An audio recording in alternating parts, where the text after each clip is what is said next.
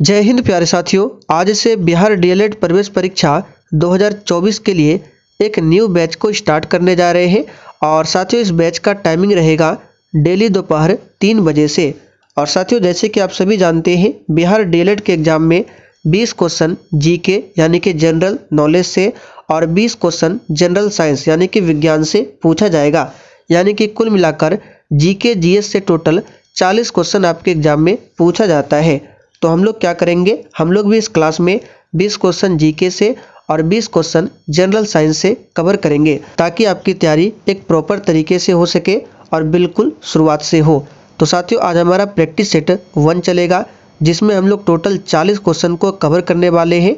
और साथियों इस 40 क्वेश्चन में से आप लोग कितने क्वेश्चन सही कर पाते हैं सेशन के लास्ट में आपको कमेंट करके बताना है। तो आप लोग पूरा वीडियो को ध्यानपूर्वक देखिए।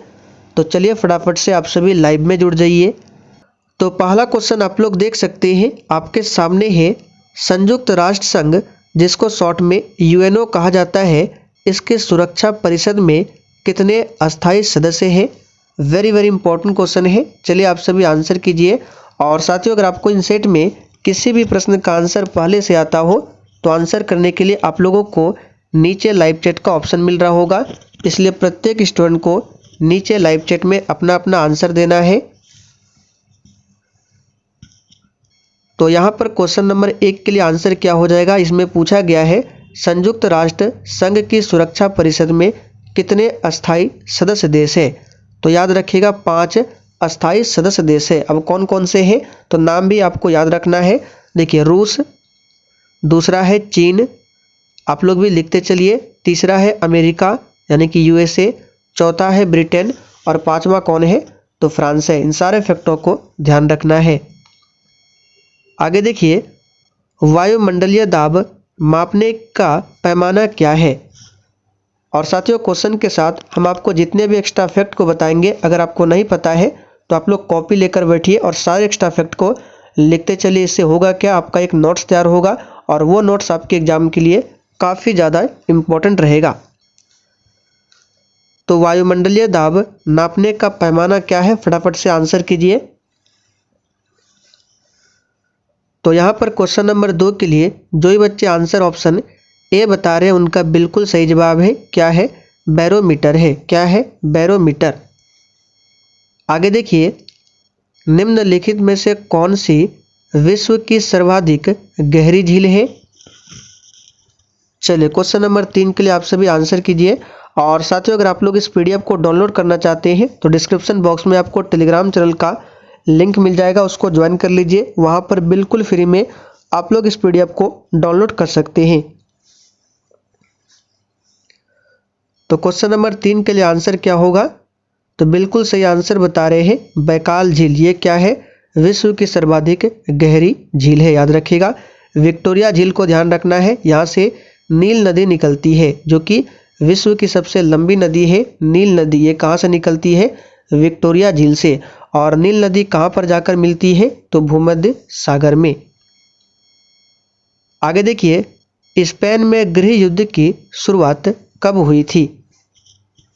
और साथियों क्लास टाइमिंग को ध्यान रखना है, डेली दोपहर 3 बजे से, और एक भी दिन क्लास को मिस नहीं कीजिएगा।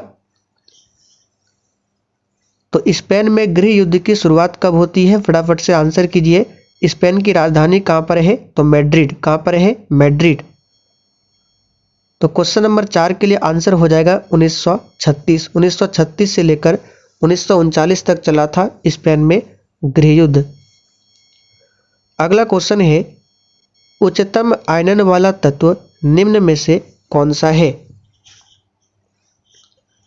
चलिए क्वेश्चन नंबर 5 के लिए आंसर कीजिए। उच्चतम आयनन वाला तत्व निम्न में से कौन सा है।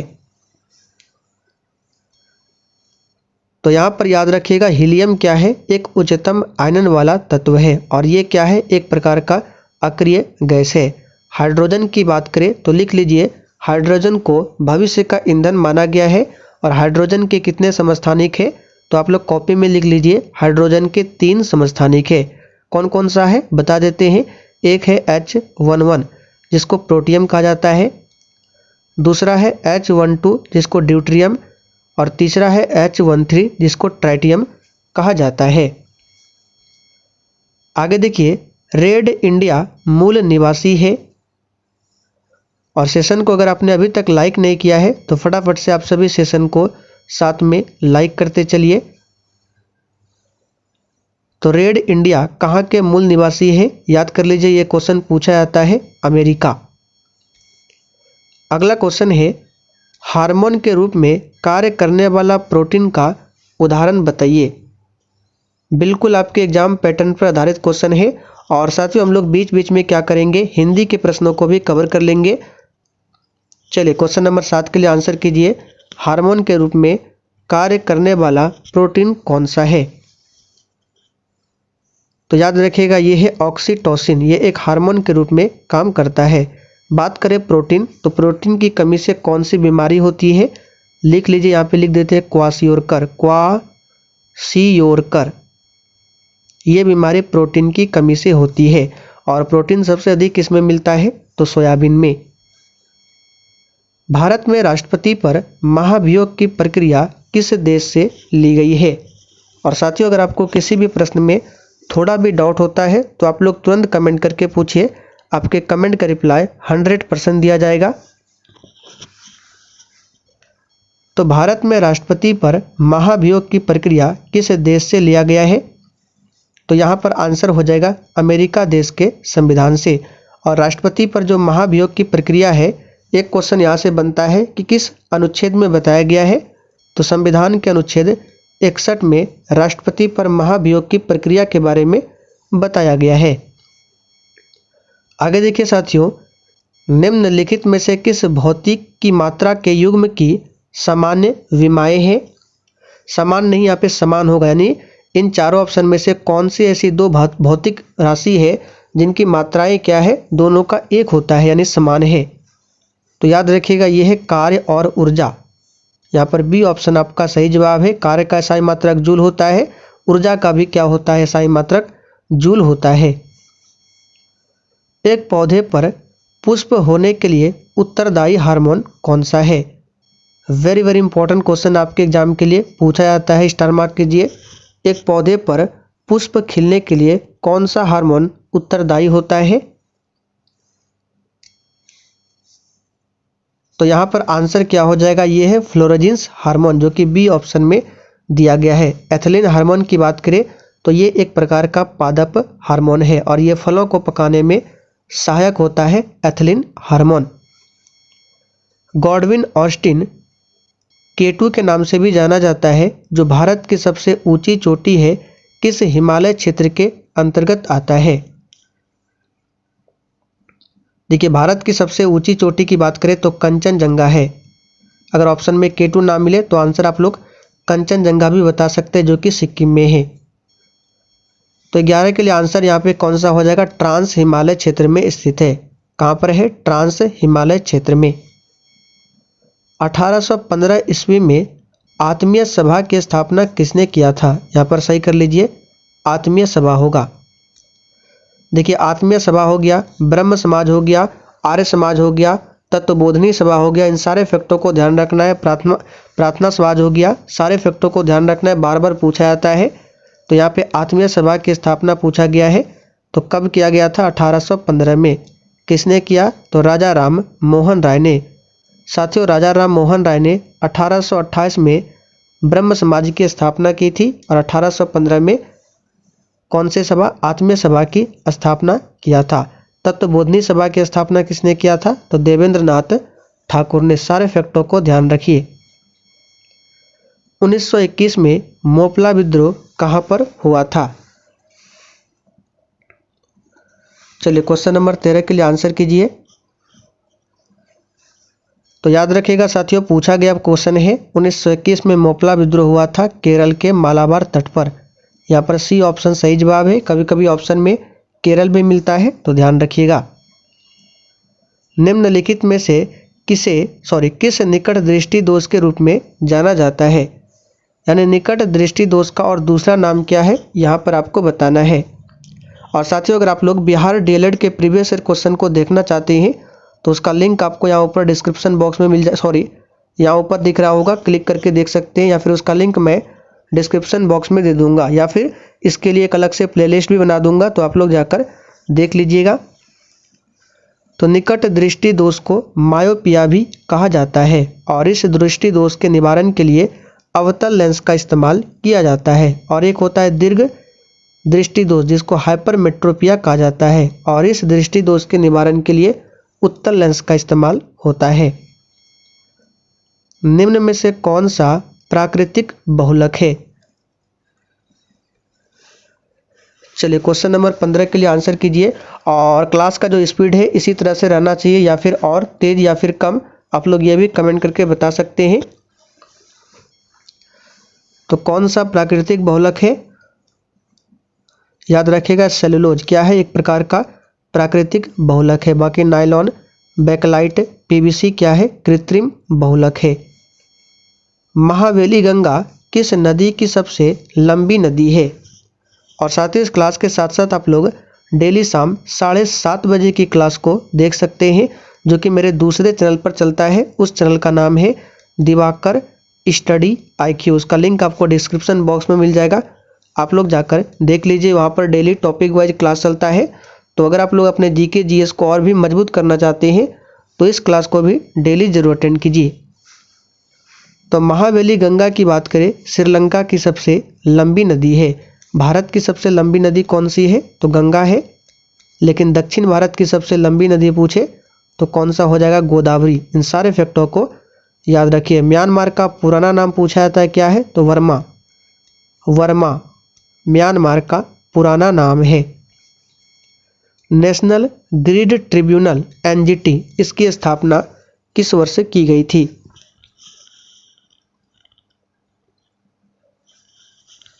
तो साथियों NGT की स्थापना 2010 में किया गया था, याद रखिएगा। ओजोन दिवस प्रतिवर्ष कब मनाया जाता है?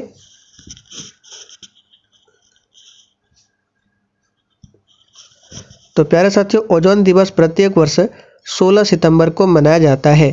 ओजोन की बात करें तो इसका अणुसूत्र पूछा जाता है जो कि O3 होता है।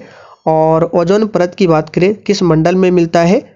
तो समताप मंडल में। अब ये मंडल क्या है? देखिए वायुमंडल जो है टोटल 5 परतों से मिलकर बना है, जिसमें पहली परत का नाम है क्षोभ मंडल, इसके ऊपर आता है समताप मंडल और इसी समताप मंडल में पाया जाता है ओजोन लेयर। और साथियों कल से हम लोग क्या करेंगे, जो क्वेश्चन मैप के माध्यम से होगा उसको आपको मैप के माध्यम से समझाया जाएगा। जैसे कि समताप मंडल हो गया, क्षोभ मंडल हो गया, आपको मैप के माध्यम से बताया जाएगा कल से। लेकिन आप लोग रेगुलर क्लास कीजिए और क्लास को सभी दोस्तों के साथ जरूर शेयर कीजिए ताकि और भी स्टूडेंट इस क्लास को ज्वाइन कर सके। ध्वनि का तारत्व किस पर निर्भर करता है? तो याद रखिएगा साथियों ध्वनि का जो तारत्व है वो किस पर निर्भर करता है? तो आवृत्ति पर निर्भर करता है। निम्नलिखित में से कौन से विषय राज्य सूची के अंतर्गत आते हैं?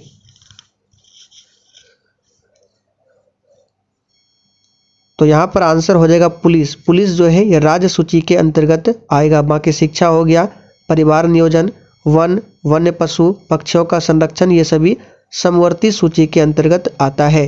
राज्य सूची में केवल राज्य सरकार एक कानून बना सकती है, संघ सूची में केवल केंद्र सरकार और समवर्ती सूची में दोनों राज्य सरकार और केंद्र सरकार दोनों कानून बना सकती है। रेखीय समिति का संबंध किससे है? रेखीय समिति कुछ इस तरह से होगा, रेखीय समिति इसका संबंध किससे है? तो याद रखिएगा साथियों रेखीय समिति की बात करें ये अप्रत्यक्ष कर से संबंधित है। वेरी इंपॉर्टेंट क्वेश्चन है, याद रखिएगा। अच्छा आप लोग कमेंट करके बताइए ये जो GST है ये किस प्रकार का टैक्स है और ये भारत में कब लागू हुआ था? इसका आंसर कमेंट करके बताना है। जिसका भी आंसर सही होगा हम उसको रिप्लाई जरूर करेंगे। प्रोजेक्ट एलिफेंट की शुरुआत किस वर्ष की गई थी?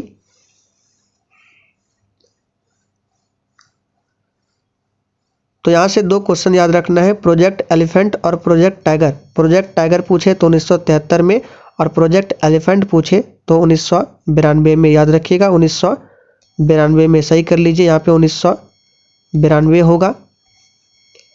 इंडिया पॉजिटिव पुस्तक के लेखक कौन है? तो साथियों इंडिया पॉजिटिव पुस्तक के लेखक चेतन भगत है, याद रखिएगा, पूछा जाता है। समाजवादी अर्थव्यवस्था का जनक किसे माना जाता है? चलिए क्वेश्चन नंबर 24 के लिए आंसर कीजिए।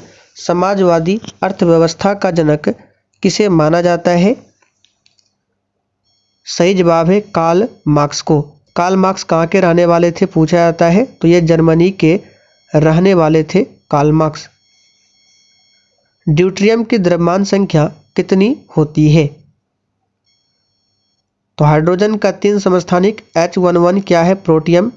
दूसरा हमने बताया था आपको ड्यूट्रियम। तो इसी में बताना है द्रव्यमान संख्या क्या है। तो यहाँ पर आंसर हो जाएगा, देखिए ऊपर जो होता है ये होता है द्रव्यमान संख्या, तो इसका आंसर हो जाएगा 2। द्रव्यमान संख्या कितना है? 2। अगर ट्राइटियम का पूछे द्रव्यमान संख्या तो कितना होगा बताइए? तो देख सकते हो ऊपर में 3 है, यानी ट्राइटियम का 3 है, ड्यूट्रियम का 2 है। इस प्रकार यहाँ पर आंसर क्या हो जाएगा? 2। स्थिर ताप पर किसी गैस का आयतन कम करने के लिए उसके दाब पर क्या प्रभाव पड़ेगा?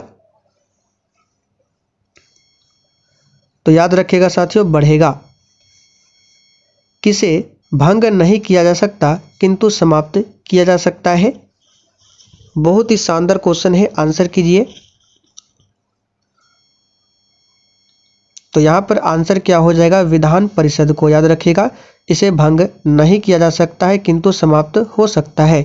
विधान परिषद वर्तमान में टोटल 6 राज्यों में ही स्थित है और बिहार में विधान परिषद सीटों की संख्या पूछे तो 75 है।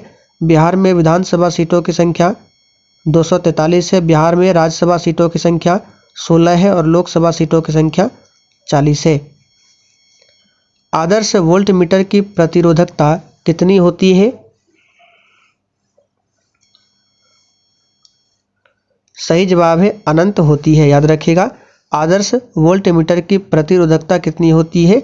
अनंत होती है। अच्छा, वोल्ट मीटर की बात करें तो इसको किस क्रम में जोड़ा जाता है परिपथ में? तो परिपथ में वोल्ट मीटर को समांतर क्रम में जोड़ा जाता है। आप लोगों ने 10th क्लास में पढ़ा होगा। और आम मीटर को परिपथ में श्रेणी क्रम में जोड़ा जाता है।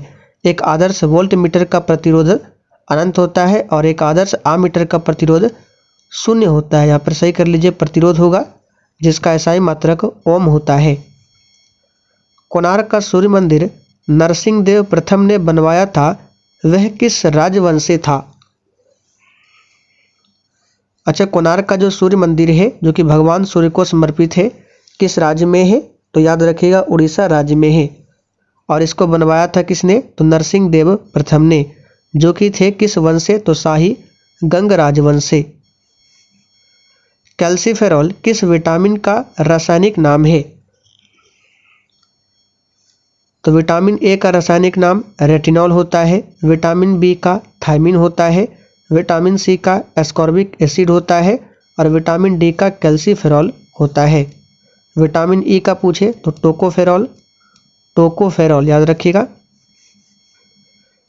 किस स्थान पर भगवान महावीर की मृत्यु हुई थी?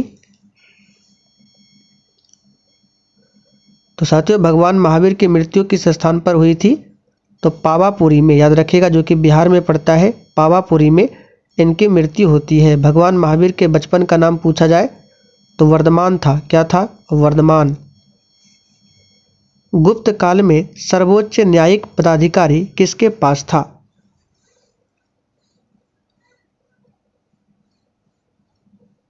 तो गुप्त काल में सर्वोच्च न्यायिक पदाधिकारी जो था राजा के पास था। निम्नलिखित में से किसने सोम प्रकाश नामक समाचार पत्र शुरू किया था? सोम प्रकाश नामक समाचार पत्र था और इसको शुरू किसने किया था? तो साथियों ये किया था ईश्वर चंद्र विद्यासागर ने। जैन परंपरा के अनुसार कौन अंतिम से एक पहले तीर्थंकर माने जाते हैं? तो प्यारे साथियों जैन धर्म में टोटल 24 तीर्थंकर है और 24वें तीर्थंकर का नाम महावीर स्वामी है। तो 24 से एक पहले 23वें यानी 23वें तीर्थंकर का नाम पूछा गया है जो कि पार्श्वनाथ है। अब हम आपको बता देते हैं, देखिए जैन धर्म में आपसे पहला तीर्थंकर पूछा जा सकता है, 23वां पूछा जाता है और 24वां, कभी कभी दूसरा भी पूछा जाता है। तो बस आपको ये 4 ही ध्यान रखना है। आप लोग डेली क्लास अटेंड कीजिए, जब समय आएगा तो वो भी आपको बता दिया जाएगा।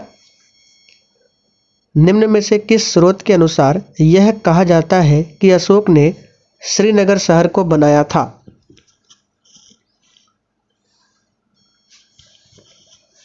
तो किस स्रोत के अनुसार? तो कलहन की राज तरंगिणी के अनुसार बताया जा सकता है। राज तरंगिणी किसकी पुस्तक है? तो कलहन की पुस्तक है, जिसमें कश्मीर के इतिहास के बारे में पता चलता है। दक्षिण भारत में जैन धर्म का प्रचार प्रसार किसके द्वारा हुआ था? ध्यान दीजिए, दक्षिण भारत में पूछा गया है। तो दक्षिण भारत में जैन धर्म का प्रचार प्रसार जो हुआ था, याद रखिएगा, भद्रबाहु के द्वारा। कांचीपुरम में प्रसिद्ध बैकुंठ पेरुमल मंदिर किसने बनवाया था? बिल्कुल 1 नंबर का क्वेश्चन है। और साथियों, जिन्होंने अभी तक लाइक नहीं किया है, फटाफट से सेशन को लाइक कीजिए। तो यहाँ पर 37 के लिए आंसर क्या हो जाएगा? तो याद रखिएगा, नंदी वर्मन ने। भारतीय संसद द्वारा दल बदल विरोधी विधेयक, यहाँ पे विधेयक होगा, किस वर्ष में पारित किया गया था? तो देखिए, दल बदल विरोधी अधिनियम जो है, इसे संविधान में बाद में ऐड किया गया है 52वां संविधान संशोधन 1985 के तहत। और इसे किस अनुसूची में रखा गया है? तो 10वीं अनुसूची में रखा गया है दल बदल विरोधी कानून को। और ये किस वर्ष में पारित हुआ था? तो 1985। आगे देखिए, इल्तुतमिश किस वंश से संबंधित है? साथियों, सेशन के लास्ट में एक क्वेश्चन आपसे पूछेंगे, जिसका आंसर आपको बताना है। तो सिंपल सा क्वेश्चन है, इल्तुतमिश की बात करें तो गुलाम वंश से संबंधित थे। याद रखिएगा, गुलाम वंश की स्थापना 1206 में किया था। किसने? कुतुबुद्दीन ऐबक ने। कुतुबुद्दीन ऐबक की मृत्यु कब होती है? तो 1210 में। और गुलाम वंश की बात करें तो दिल्ली सल्तनत का ये पहला राजवंश है। दिल्ली सल्तनत पर टोटल 5 राजवंशों ने शासन किया था, जिसमें पहला राजवंश है गुलाम वंश। राष्ट्रगान को पहली बार 1911 में भारतीय राष्ट्रीय कांग्रेस के किस अधिवेशन में गाया गया था? तो सबसे पहले आपको पता होना चाहिए कि भारत का राष्ट्रगान क्या है? तो जन गण मन। और इसे गाया गया था 1911 में, तो कांग्रेस के कलकत्ता अधिवेशन में। चलिए, अब आपसे एक क्वेश्चन पूछते हैं। तो क्वेश्चन ये है, हमारा जो भारतीय संविधान है, उसको बनाने में कितना समय लगा था? इसका आंसर आप सभी को नीचे कमेंट करके बताना है। तो चलिए साथियों, आज के लिए इतना ही। अब आप लोग कमेंट करके बताइए 40 क्वेश्चन में आपने कितने क्वेश्चन सही किए। और सेशन पसंद आया हो तो जाने से पहले लाइक और शेयर जरूर करें।